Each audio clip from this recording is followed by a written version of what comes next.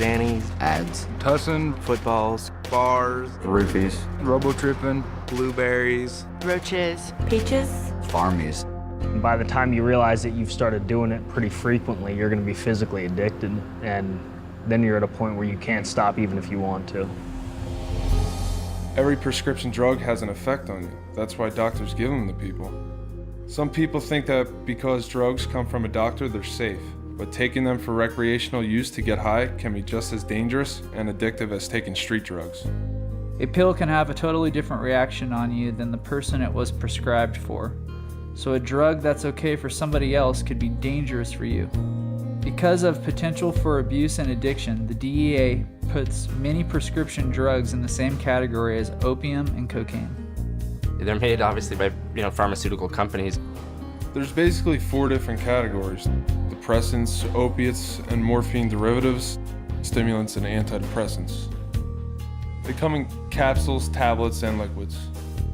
A lot of people think that taking a prescription medication is okay because it's not illegal.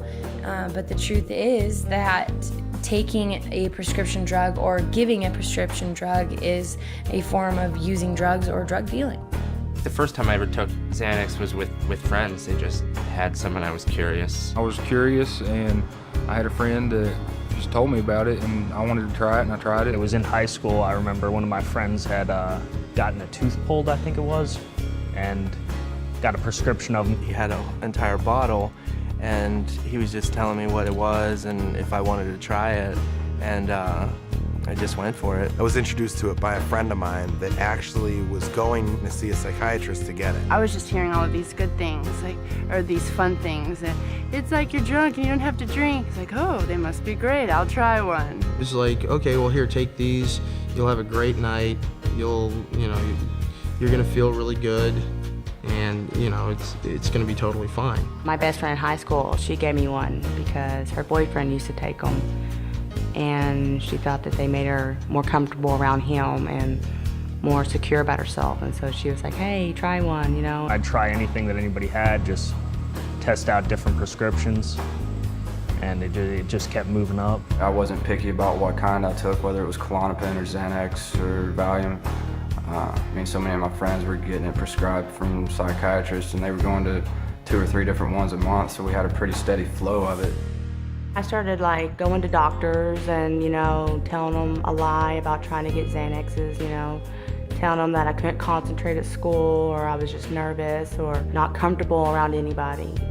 Then I would start getting prescriptions. Being that they're prescribed, it was easy to justify to myself that I was probably the kind of guy who needed this kind of thing, and it was okay. At school, I didn't really remember the day, or it made the day go by really quickly. So I got them as often as I could, and I took them as often as I could. They tend to blur reality quite a bit, and the days sort of run into one another. Days turn into weeks, that turn into months, so you don't realize it just sort of slips away from you. Because I wasn't experiencing anything that I cared about in life. I didn't have any feelings. I didn't have any emotions. Kind of lulled myself into a false sense of security, feeling like I was getting away with stuff, even though I'd still have to deal with it when I came down. You're constantly high, so you're not yourself. You're not the person that anyone in your life knew you as. You're some stranger to them, and you're mean. I would steal from my mom, I would steal from my brother, I would act out at family functions, I'd make a fool of myself, I would embarrass them, I would tell them things that I didn't mean, be very hateful. And it got to the point where my family kicked me out of the house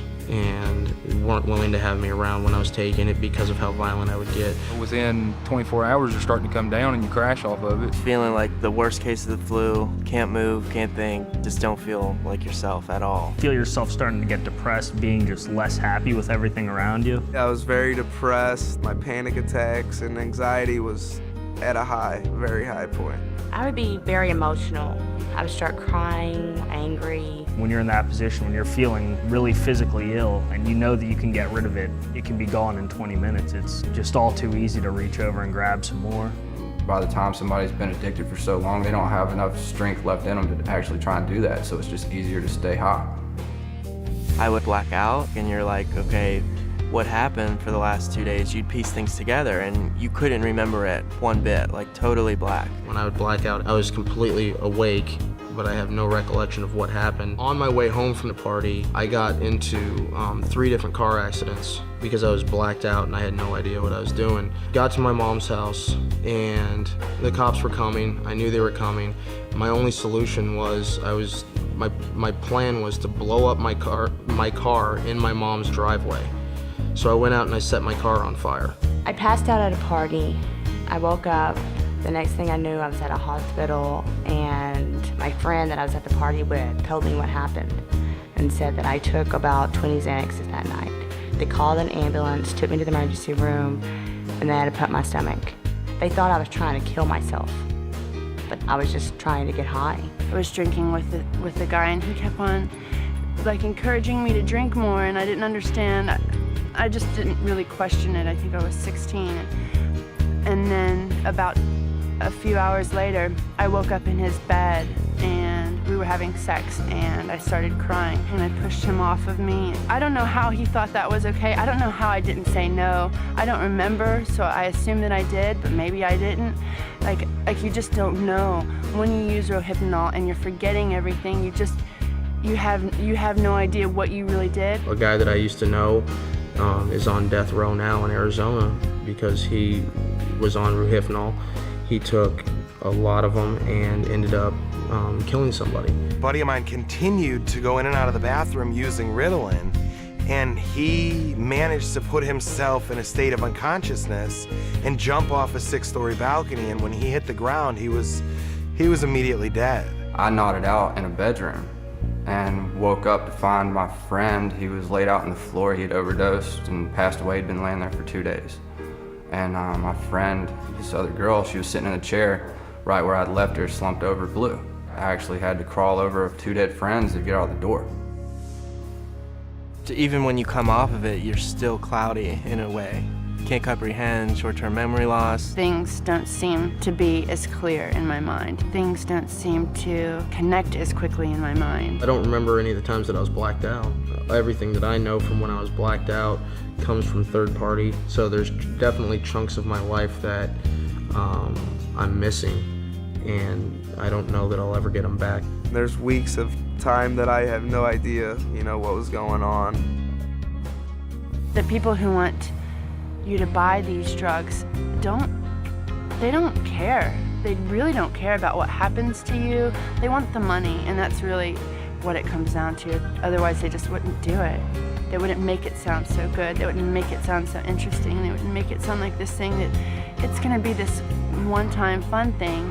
If I knew what the side effects and the consequences, and if I knew that I was going to be the way I was, there would be no way that I would have ever taken Xanaxes, because still to this day, I have a lot of regrets. The biggest danger of it is seriously the word of mouth. People talk about it and always talk good about it because they think it's okay, it's not going to hurt you.